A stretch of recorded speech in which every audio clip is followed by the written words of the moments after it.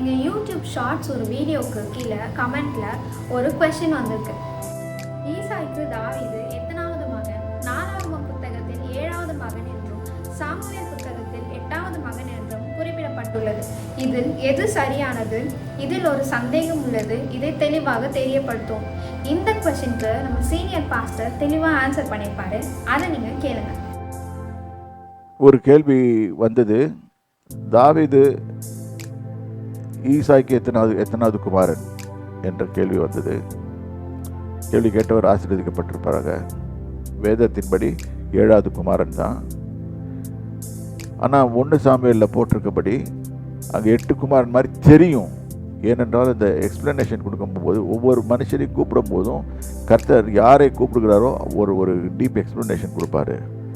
இப்போ இந்த இடத்துல முதல்ல எலியாபை பற்றி சொல்லும் போது அவன் சரீர வளர்ச்சியை பார்த்து சாமுவேல் கூப்பிட்டாரு.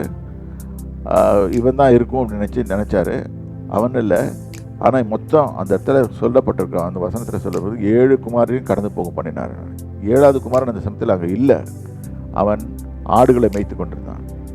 அவன் ஆடுகளை மேய்த்து கொண்டிருந்த போது இவ்வளவுதானா உன் குமாரன்கள் கேட்டபோது கர்த்தர் இன்னொருத்தன் இருக்கிறான்னு சொல்கிறாரு. அப்போ அவன் கேட்குறான், இவ்வளோதானே உன் பிள்ளைங்கன்னு கேட்குறான். அவன் சொல்கிறான், இல்லை இன்னும் ஒருத்தன் ஆடு மேய்க்கிறான். இன்றைக்கி நம்ம நிறைய இது பேர் கண்ணுக்கு நம்மளே ஒரு மாதிரி தான் இருப்போம். பெற்றவங்க கண்ணுக்கு ஒரு மாதிரி தான் இருப்போம். ஆனால் கர்த்தருடைய கண்களில் பெரியவங்களை ராஜாவுக்களாக காணப்படுவோம். அவனை அழைப்பித்தார். ஸோ அந்த கொஸ்டினுக்கு ஆன்சர் மொத்தமே 7 குமாரர் தான். ஈசாய்க்கு தாவீது 7வது குமாரன்.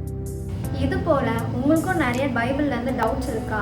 நீங்கள் எந்த தயக்கமும் இல்லாமல் எங்களை டிஎம் பண்ணலாம். எங்கள் சீனியர் பாஸ்டர் உங்களோட எல்லா கொஷின்ஸ்க்கும் ஆன்சர் பண்ணுவார். பாய்.